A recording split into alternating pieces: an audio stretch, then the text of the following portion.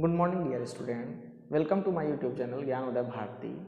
आज हम लोग थर्मोडायनेमिक सब्जेक्ट का चैप्टर 1 का एक टॉपिक देखेंगे जिसमें हम लोग Kelvin Planck and Clausius statement के बीच में क्या समानता है उसको समझने की कोशिश करेंगे। ठीक है, equivalence of Kelvin Planck and Clausius statement. तो Kelvin Planck and Clausius statement क्या है ये हम लोग अपने लॉ ऑफ थर्मोडायनेमिक के वीडियो में देख चुके हैं। सेकंड लॉ ऑफ थर्मोडायनेमिक जो है उसे दो तरह से बताया गया है, केल्विन प्लैंक और क्लॉसियस के द्वारा। ठीक है, तो सबसे पहले वो क्या बताया है इन्होंने, केल्विन प्लैंक ने एंड क्लॉसियस ने, उसे देख लेते हैं। इसे पहले भी हम लोग डिस्कशन कर चुके हैं लेकिन फिर भी एक बार हम लोग इसे देख लेते हैं। ठीक है, तो केल्विन कहते हैं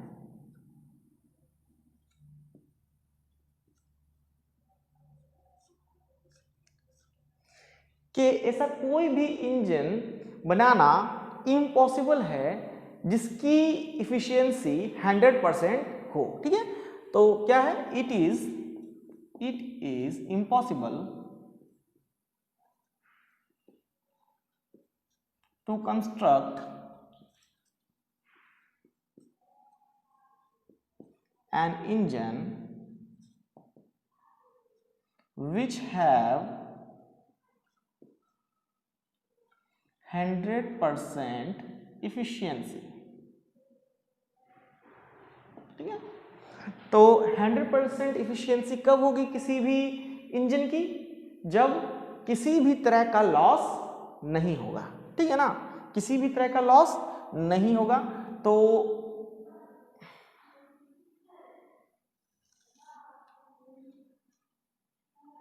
इसी डायग्राम के द्वारा हम लोग समझते हैं। ये हमारा बीच में हीट इंजन है, ये हाई टेम्परेचर रिजर्वायर है,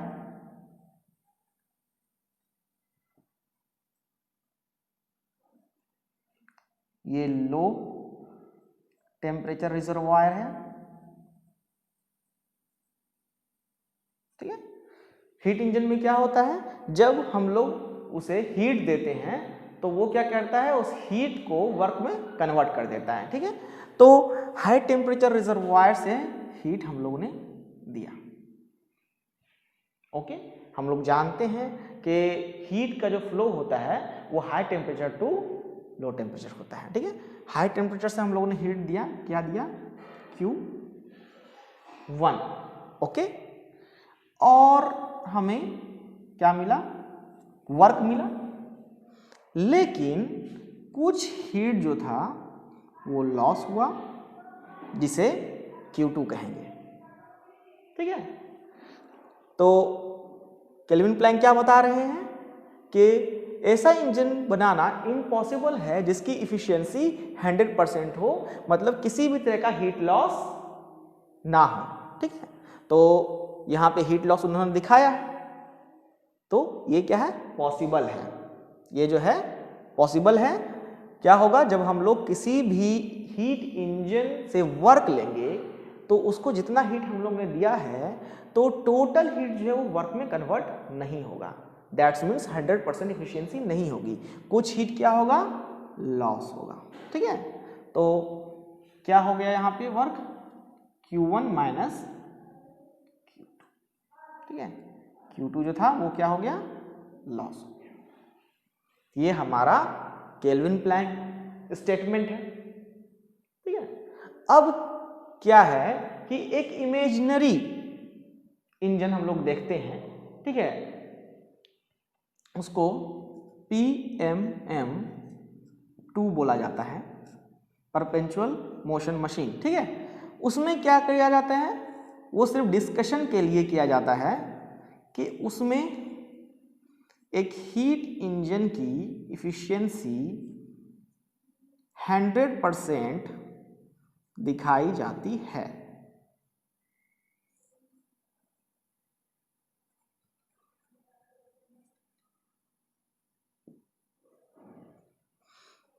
There is no loss of heat in PMM2।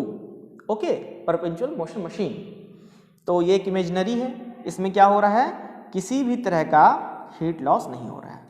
ये इसके लिए एक डायग्राम बनाया जाता है जो कि क्या कर रहा है, केल्विन प्लैंक स्टेटमेंट को वायलेट कर रहा है।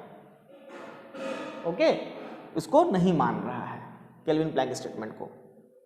केल्विन प्लैंक स्टेटमेंट हम लोग अच्छे से समझ गए, ठीक है। अब हम लोग देखेंगे क्लॉसियस ने क्या स्टेटमेंट दिया है।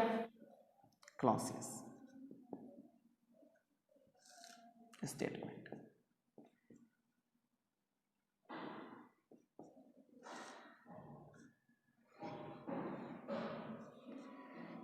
क्लॉसियस कहता है कि ऐसा कोई भी मशीन या ऐसा कोई भी डिवाइस बनाना इम्पॉसिबल है जो कि लो टेम्परेचर से हाई टेम्परेचर पे एनर्जी को ट्रांसफर करे बिना किसी एक्सटर्नल वर्क के, ठीक है।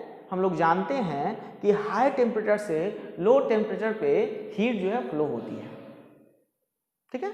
लेकिन क्या हो रहा है कि क्लॉसियस बोल रहा है कि अगर हम लोग लो टेम्परेचर से हाई टेम्परेचर पे हीट को लेके जाना चाहते हैं एक साइकिल प्रोसेस में, तो हम लोग को क्या करना पड़ेगा, उसे एक्सटर्नल वर्क देना पड़ेगा, ठीक है। इसका एग्जांपल होता है रेफ्रिजरेटर। रेफ्रिजरेटर में हम लोग क्या करते हैं कि लो टेम्परेचर से हाई टेम्परेचर में एनर्जी को ट्रांसफर करते हैं, हीट एनर्जी को, इसकी मदद से, वर्क की मदद से। वो क्या होता है, कंप्रेसर के द्वारा किया जाता है वो वर्क, ठीक है ना। तो क्लॉसियस स्टेटमेंट क्या कहता है, it is impossible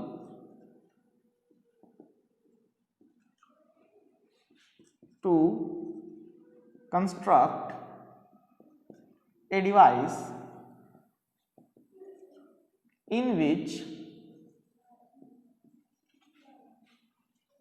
heat energy transfer from low temperature to high temperature in cyclic process without any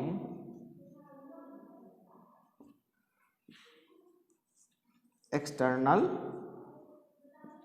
work। Okay, इसके लिए भी मैं एक डायग्राम बनाता हूं। मैं क्या करूंगा, एक हाई टेम्परेचर रिजर्वायर लिया मैंने,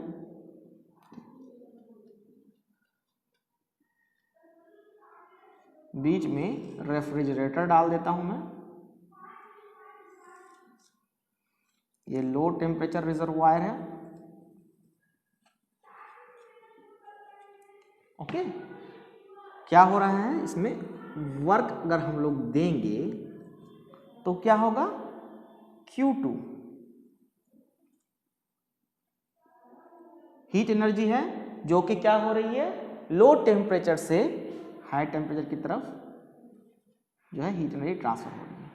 ये हो गया हमारा Q1, ओके। तो Q1 की वैल्यू क्या होगी, Q1 की वैल्यू होगी W प्लस Q2, ठीक है ना। मतलब वर्क दे रहे हैं और हीट एनर्जी जो है क्या हो रही है, लो टेम्परेचर से हाई टेम्परेचर की तरफ फ्लो कर रही है, ठीक है। ये हो गया हमारा क्लॉसियस स्टेटमेंट। अब ये इक्विवेलेंस क्या है, equivalence of Kelvin Planck and Clausius statement क्या है, इसमें क्या समानता है। इसमें समानता ये है, और इन दोनों को सेकंड लॉ ऑफ थर्मोडायनेमिक में इसलिए रखा गया है कि अगर हम लोग इन दोनों के कॉम्बिनेशन से एक ऐसा सिस्टम तैयार करते हैं, ठीक है, जो कि साइक्लिक प्रोसेस करे, ठीक है, उसमें अगर हम लोग केल्विन प्लैंक के नियम को वायलेट करते हैं, नहीं मानते हैं, तो क्लॉसियस स्टेटमेंट जो है वो अपने आप क्या होगा, वायलेट हो जाएगा, ठीक है। और क्लॉसियस स्टेटमेंट को नहीं मानेंगे तो केल्विन प्लैंक जो है वो क्या होगा, वो गलत साबित हो जाएगा, वायलेट हो जाएगा। मतलब दोनों एक दूसरे के पूरक हैं, दोनों ही स्टेटमेंट एक दूसरे के पूरक हैं, या ये कहें कि दोनों ही स्टेटमेंट एक हैं, एक ही बात कह रहे हैं दोनों, बात को थोड़ा सा घुमा के। ठीक है, तो ये कैसे होगा ये हम लोग देखते हैं। पहले हम लोग क्या करेंगे कि केल्विन प्लैंक को जो है क्या करेंगे, वायलेट करेंगे। ठीक है ना। हाँ, एक चीज और, एक PMM2 मशीन जो है बनाई गई, क्लॉसियस स्टेटमेंट को वायलेट किया गया। ठीक है ना। उसमें क्या बनाया गया, ये हाई टेम्परेचर से रिजर्वायर से लो टेम्परेचर रिजर्वायर, ये Q2 है, ये Q1। ठीक है, या ये कहें कि ये भी Q2 ही हो गया, क्योंकि कोई चेंज हुआ नहीं है, वर्क दिया नहीं गया है। ठीक है, तो बिना वर्क के क्या हो रहा है, एनर्जी जो है बिना वर्क के लो टेम्परेचर से हाई टेम्परेचर की तरफ जा रही है। ठीक है, ये क्या किया इसने, परपेचुअल मोशन मशीन 2 ने क्या किया, क्लॉसियस स्टेटमेंट को खारिज कर दिया। ठीक है, तो एक हमने केल्विन प्लैंक के लिए देखा था PPM2, एक क्लॉसियस स्टेटमेंट के लिए देखा था। ठीक है, अब हम लोग इन दोनों के कॉम्बिनेशन को देखेंगे।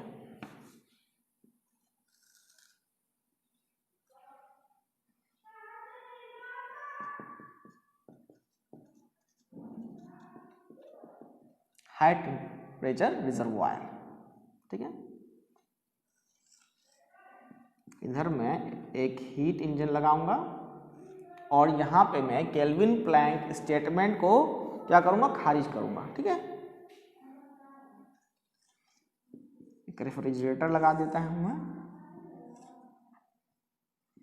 ये लो टेम्परेचर रिजर्वायर है,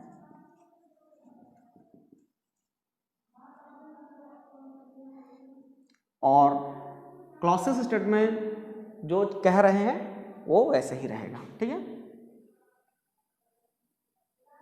ये हो गया Q2, ये है हमारा Q1, ये है हमारा W।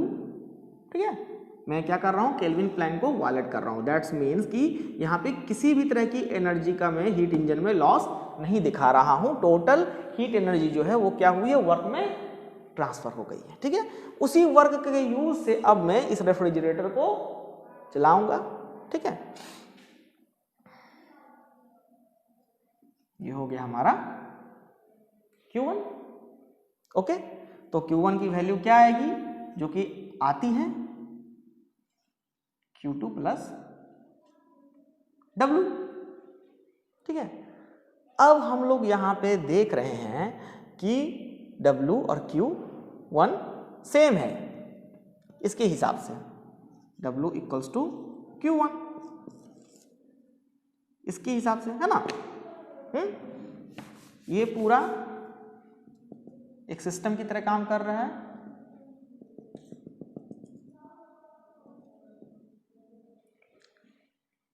तो हमने देखा, क्या देखा हमने, कि जब हमने केल्विन प्लैंक के नियम को क्या क्या खारिज कर दिया, तो क्या हुआ, उससे क्लॉसियस स्टेटमेंट भी जो है वो भी खारिज हो गया। कैसे खारिज हो गया, यहां पे अगर मैं Q1 की वैल्यू पुट कर देता हूं तो क्या हो जाएगा, ये कैंसिल हो जाएगा, Q2 क्या हो जाएगा, 0 हो जाएगा। लेकिन क्लॉसियस स्टेटमेंट के हिसाब से Q2 0 तो होता नहीं है। Q2 क्या होता है, तो Q2 होता है हमारा Q1 माइनस W होता है। ठीक है ना, ये W इधर चला जाएगा। ओके, तो यही है हमारा equivalence of Kelvin Planck and Clausius statement. अब हम लोग एक और फिगर बनाते हैं जिसमें हम लोग क्या करेंगे कि क्लॉसियस स्टेटमेंट के नियम को खारिज कर देंगे। अब मैंने फिगर बनाया है high temperature reservoir, low temperature reservoir, यहाँ पे रेफ्रिजरेटर बनाया है मैंने, जिसमें हीट एनर्जी जो है लो टेम्परेचर रिजर्वायर से हाई टेम्परेचर रिजर्वायर पे जा रही है, लेकिन बिना किसी वर्क के। ठीक है, दैट्स मीन्स मैंने क्लॉसियस स्टेटमेंट को क्या किया, खारिज कर दिया।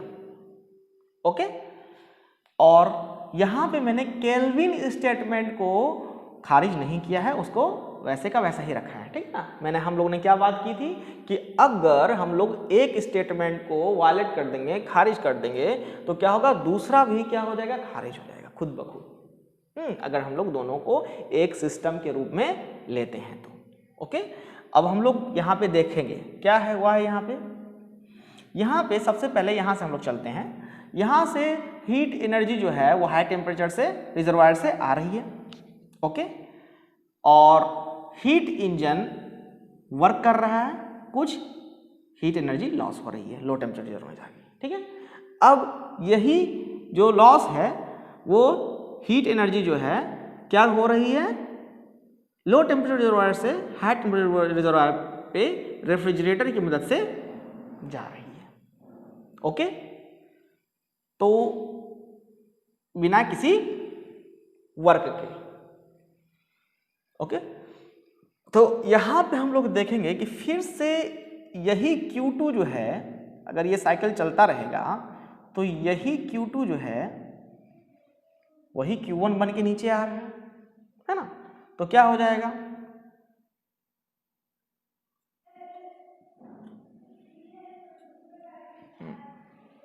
हाँ, तो ये हीट एनर्जी जो है ये वापस से साइकिल प्रोसेस के थ्रू जो है ये नीचे आ रहा है हीट इंजन पे Q1 बन के।